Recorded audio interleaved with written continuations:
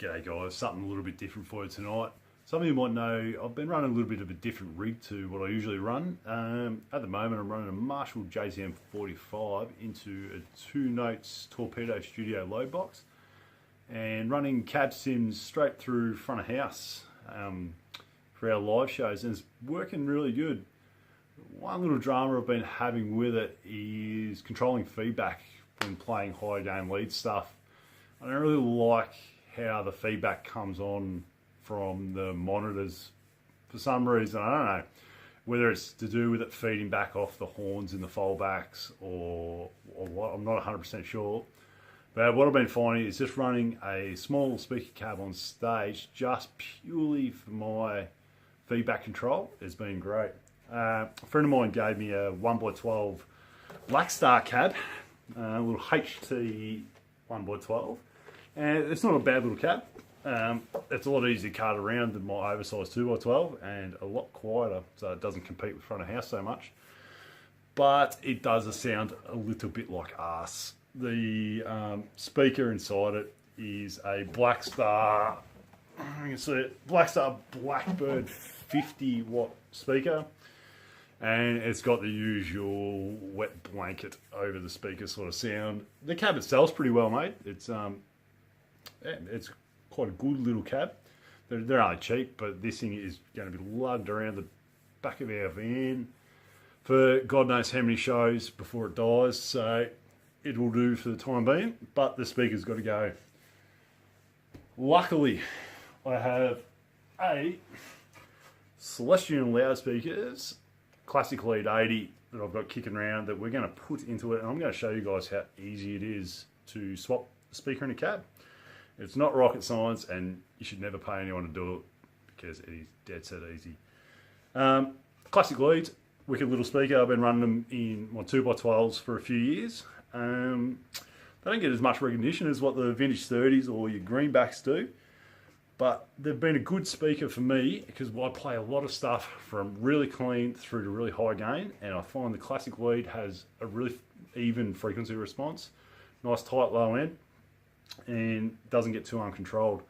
So I can kick in some boost, some gain. It doesn't get too hairy. It doesn't be too high pitched, and I shouldn't say high pitched. It doesn't get too cutting in the high end.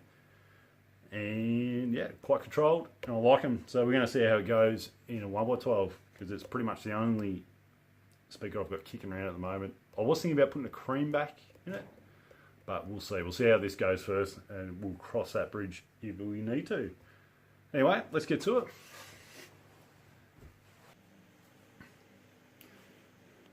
Hey guys, welcome to my kitchen table. Normally I do this sort of thing out in the shed on the workbench, but it is cold and raining out there, so I am not going that far. Let's get started. All right, this cab here is a open back 1x12 cab, and it does not have a removable baffle. So this speaker is rear loaded. So we need to flip this thing over and get the back of the cab off and find out what we got.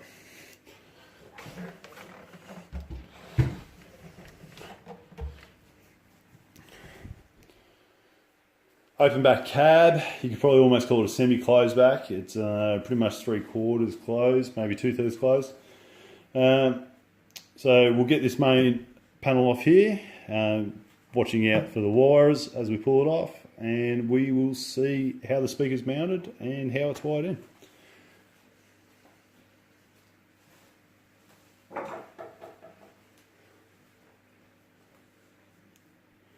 Normally I do it with a drill. Drill's out in the shed, it's raining, I'm doing it with a screwdriver, I'll speed it up.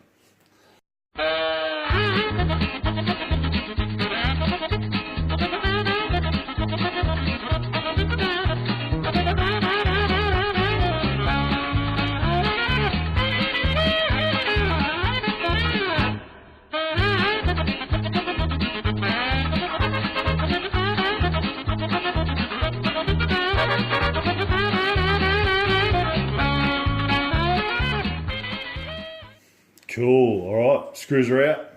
We shall see how this comes off. Might be a little bit stuck. Gentle persuasion. All right. And we'll just watch the wires as it comes out. Now, alright, I'll move this around a bit. Dead set easy, these ones. Alright, we've got our positive and negative wires going to the speaker. These ones, looks like we've got push-on terminals. So, no stuffing around, having to unsolder anything. Just undo, positive, negative. Make sure you know which ones they came off. That's it.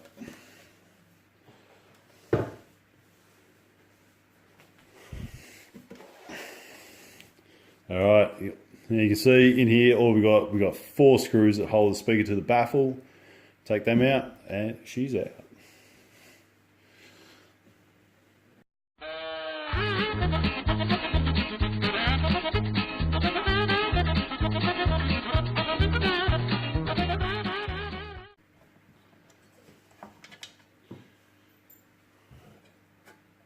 That's it, she's out. We'll just compare the speakers. So here we have the Blackstar Blackbird 50 versus the Lestrange Classic Lead 80. You can see this size difference on the magnet. A much more high quality speaker. It's a beginner's cab. It's a cheap speaker. Yeah, paper cone. It weighs about half of what that does. So we'll get rid of it. If anyone wants it, shoot me a comment. You can have it. Otherwise it's going in the bin.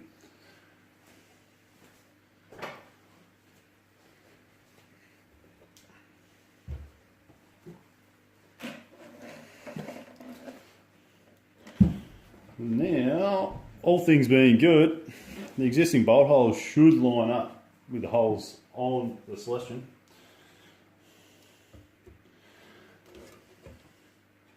If I can see in here.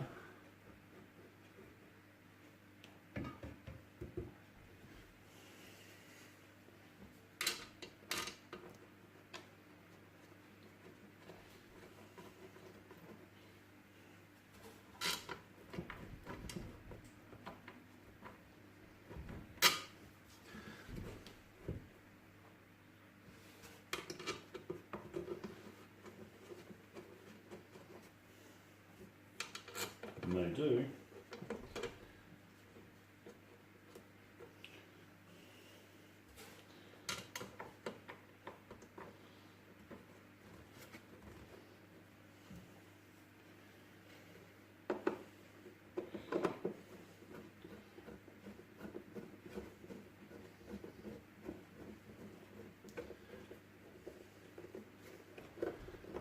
We tighten them up firm. You don't have to over tighten them. We're not trying to bloody hold the bloody Sydney Harbour Bridge together. It's just holding the speaker in. It's got to be tight enough so they don't work loose under vibration, but it's doesn't have to be trying to. You don't want to distort the frame of the speaker.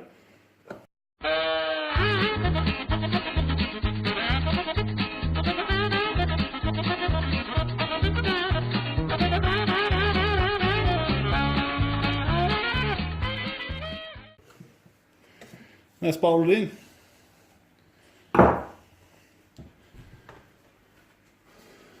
Grab our baffle, plug our wires on, we've got a positive and negative, push on terminals on here too.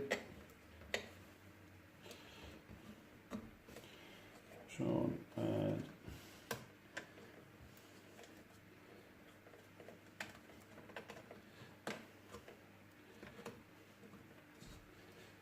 put it on, and bolt it back up and see how it sounds.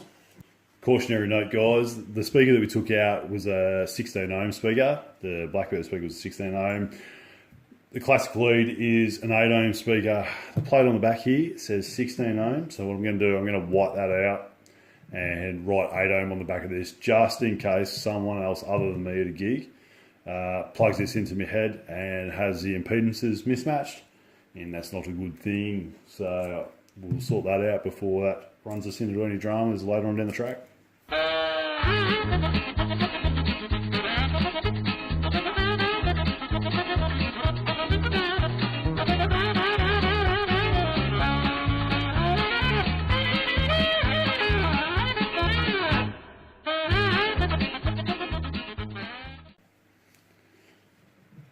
Beautiful.